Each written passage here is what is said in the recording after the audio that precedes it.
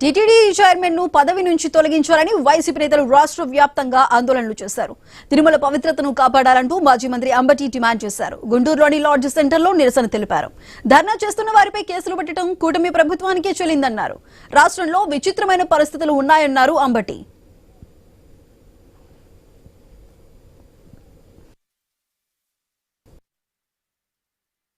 ఆయన చేసినటువంటి అకృత్యాలు, ఆయన చేసినటువంటి లైంగిక వేధింపులు తీవ్రంగా ప్రచారం జరిగింది. ముందేమంటాడు ఇదేమో మార్ఫింగ్ అన్నాడు, తర్వాత ఏమో దీనిలో ఏమని తప్పేముంది అన్నాడు.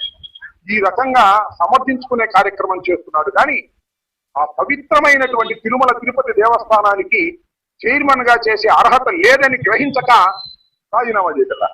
దాన్నే బట్టు కూర్చున్నాడు. సరే, ఆ బిఆర్ నాయుడికి బుద్ధి లేకపోతే లేకపోయింది, చంద్రబాబు నాయుడు కన్నా బుద్ధి లేదు. చంద్రబాబు నాయుడు అయినా రాజీనామా చేయించవచ్చు కదా, రాజీనామా చేయించే ప్రశ్న లేదు. మొత్తం టోటల్ గా తిరుమల తిరుపతి దేవస్థానాన్ని అపవిత్రం చేస్తున్నారు చంద్రబాబు నాయుడు గారు.